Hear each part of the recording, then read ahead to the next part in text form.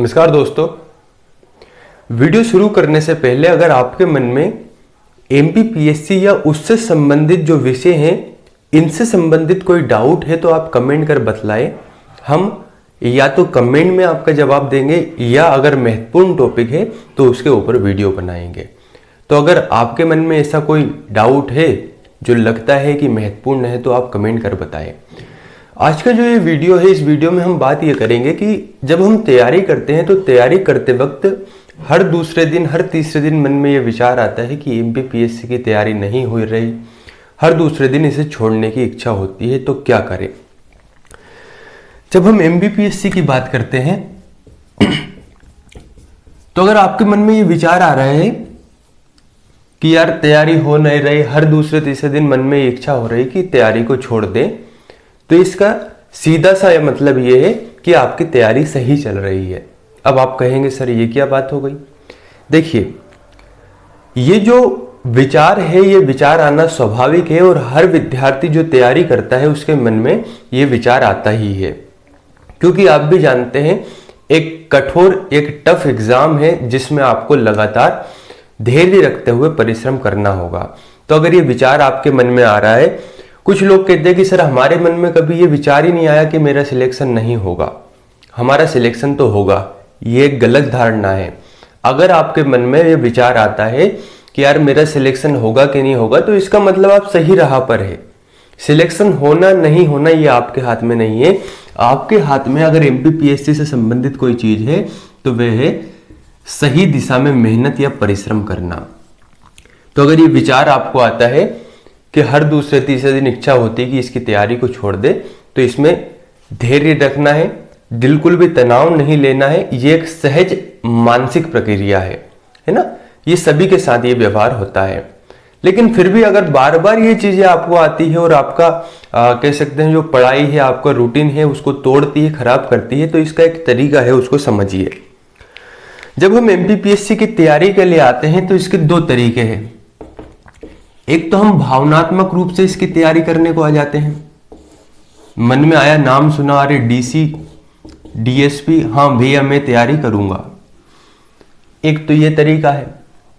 एक तरीका ये होता है कि आप वास्तव में सामान्य रूप से इसकी तैयारी करना चाहते हैं और तैयारी करने के पीछे आपका जो कारण है, आपकी जो वजह है, या इसी को मैं कहूं कि क्यों करना चाहते हैं, ये बहुत स्ट्रांग है, ये बहुत मजबूत है।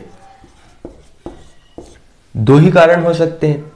यानी एक तो ये कि आपसे कह दिया कि हाँ आप डीसी बन सकते हैं, आप में वे योग्यता है, और आपके बारे में आपको बहुत सारी चीजें ऐसी बतलाकर भावनात्मक रूप से, इमोशनली रूप से आपको तैयारी करने के लिए यहां पर बोल दिया गया और आप भी उन सभी चीजों को सोचते हुए तैयारी करने लगे।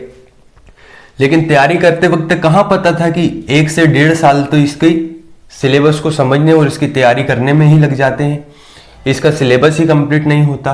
तो जब इतनी लंबी तैयारी है तो स्वाभाविक सी बात है कि ऐसे विचार आने ही है कि यार मेरा हो पाएगा कि नहीं, कितने कम लोगों का होता है।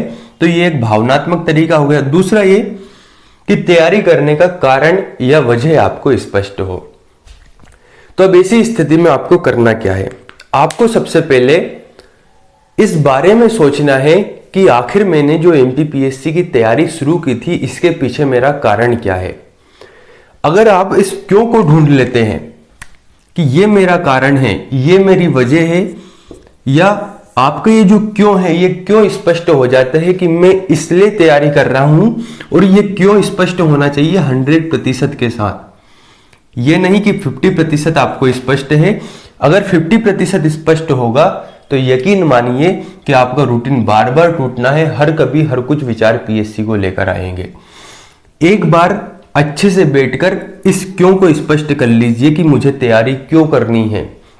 एक बार ये स्पष्ट हो गया तो कोई भी आपको सिलेक्शन से नहीं रोक पाएगा, क्योंकि आपकी वजह स्पष्ट होने से, ठीक है, अगर आपकी वजह स्पष्ट हो गई है तो फिर आप तैयारी में निरंतरता ले आएंगे, तैयारी को और अच्छे ढंग से कर पाएंगे और परिश्रम करने से कतराएंगे नहीं। तो ऐसे विचार अगर आपको आते हैं जब लगता है कि यार तैयारी छोड़ देना चाहिए, बहुत लंबी अवधि है, सिलेक्शन हो पाएगा कि नहीं, या सिलेक्शन होने के लिए मुझे क्या करना पड़ेगा, किस तरीके से तैयारी करनी पड़ेगी, तो यकीन मानिए आपको सिर्फ एक कार्य करना है कि आप इस क्यों को स्पष्ट कर लीजिए। अगर आपका क्यों स्पष्ट है तो हो सकता है, क्योंकि होता क्या है, कभी कभी पहले साल में आपका प्री निकला, अगली बार में मेंस निकला, तो समझिए 1-1.5 साल से आप तैयारी कर रहे थे, इसमें प्री निकला तो ये हो गए 2.5 साल, यहां मेंस निकला 3 मान लेते, 3 से 4 साल, फिर इंटरव्यू तक पहुंचे और पता चला अंतिम रूप से आप इंटरव्यू से बाहर हो गए, 5 साल हो गए। और कोई बड़ी बात नहीं है, 5 से 6 साल कभी कभी लग जाते हैं। कुछ लोग हैं जिनके फर्स्ट अटेम्प्ट में भी सिलेक्शन होते हैं, तो 5 से 6 साल या 7 साल भी यहां पर एग्जाम में लग जाते हैं। मैं आपको डिमोटिवेट नहीं कर रहा हूं, हम चीजों को स्पष्ट रूप से देखना नहीं चाहते, हम उसकी सच्चाई को जानना नहीं चाहते। ये आप भी मानते हैं कि कभी कभी हो सकता है कि कुछ ऐसी गलतियां हमारे द्वारा हुई है, हमारा मार्गदर्शन गलत हो सकता है अगर हमने मेहनत सही की हो तो। अगर हमारा मार्गदर्शन ही गलत है, मान लीजिए आपको पूर्व की ओर जाना है, आप यहां से चलना शुरू किए और आप निकल गए पश्चिम की ओर, तो आप कितनी ही मेहनत कर ले, आप कभी भी आपकी जो लक्ष्य है उस लक्ष्य पर, लक्ष्य क्या था, पूर्व दिशा, आप उस लक्ष्य पर नहीं पहुंच पाएंगे। क्यों? क्योंकि आपने रास्ता ही गलत चुन लिया, आपका मार्गदर्शन ही गलत है। आपको लगेगा कि यार मैं मेहनत तो कर रहा हूं, लेकिन कारण क्या हो रहा है कि मैं सफल नहीं हो रहा हूं। तो वजह तलाशिए, हो सकता है आपका मार्गदर्शन गलत हो। अगर मार्गदर्शन सही है तो फिर हो सकता है कहीं ना कहीं मेहनत में कमी हो, या और कुछ कारण अपवाद हो सकते हैं, उनको समझने की कोशिश कीजिए।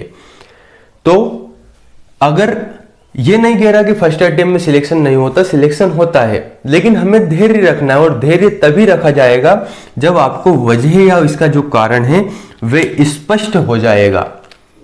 तो स्वाभाविक सी बात है, अगर एमपीपीएससी को लेकर कोई मन में विचार आता है, कोई डाउट होता है कि यार एग्जाम की तैयारी मेरे से हो पाएगी कि नहीं, क्या मैं इस एग्जाम के लायक हूं या नहीं, ऐसे जो भी विचार आते हैं कि मुझे इसकी तैयारी छोड़ देना चाहिए, किसी दूसरे एग्जाम की तैयारी करनी चाहिए, ऐसे जब भी विचार आए तो एक बार आप इस कारण को स्पष्ट कर लीजिए। वजह कुछ भी हो सकती है, वजह प्रतिष्ठा को लेकर हो सकती है, मान सम्मान को लेकर हो सकती है, कुछ भी वजह, जरूरी नहीं कि हर व्यक्ति की वजह एक हो, लेकिन वजह जो भी है वह वजह स्पष्ट हो, 100% हो। तो साथियों, जैसा कि मैंने शुरू में भी कहा कि ऐसे ही कुछ आपके डाउट हैं तो कमेंट कर बताएं, हम उसके ऊपर चर्चा करेंगे। धन्यवाद।